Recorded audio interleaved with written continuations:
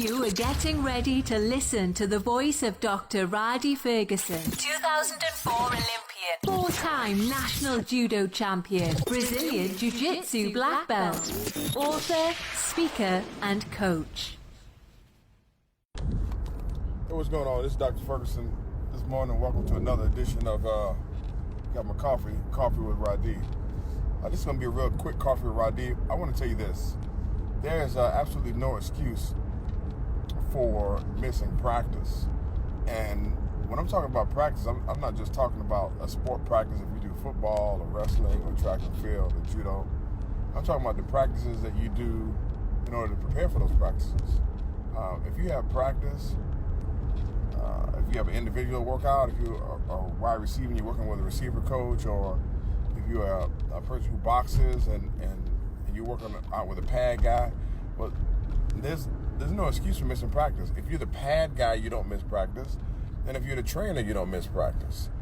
And what I've seen happen a lot is I've seen people get comfortable with missing practice. So let me give you just a small piece of advice. It's a small piece of advice for parents. Because, parents get tired too. They get tired and they don't want to send the child to practice. And that happens.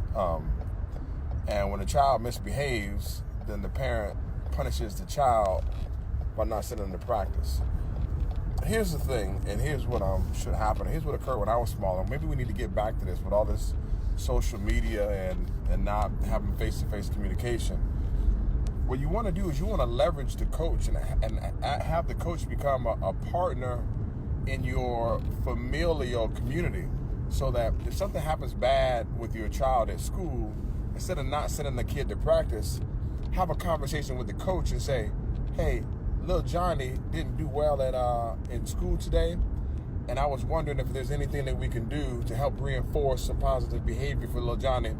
Instead of saying, I see Benjamin Zapata on here. Instead of saying, Professor Zapata, my son won't be at practice today because he's misbehaving in school. No, what you do is you call Professor Zapata, who's a jiu-jitsu coach, and you say, Professor Zapata, we've been having some trouble with Lisa talking a lot in class.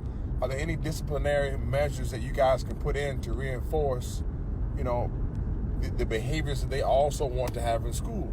So pulling a child out of a sport, one, gives the parent an exit, and then two, it gives the child an exit, because if there's any time that the child doesn't want to do something, they know they can misbehave and not get sent to practice.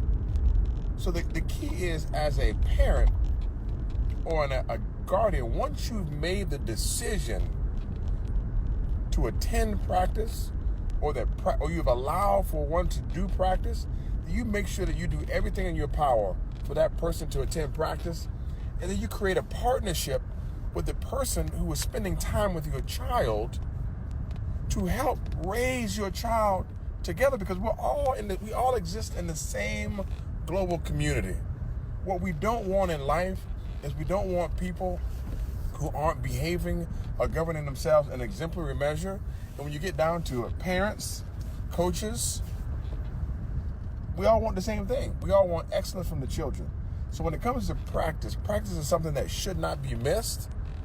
And we should reinforce the behaviors that we want to see in the classroom, outside the classroom, and at home, in practice and at home.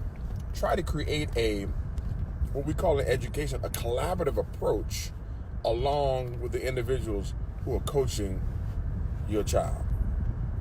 Take care. This is Dr. Ferguson. And remember, there's hey, Demond Otter. But Demond, we went to Howard University. And remember, I was part of the Black and Ashy crew. I ain't put no lotion on, man. Lotion is for the weak.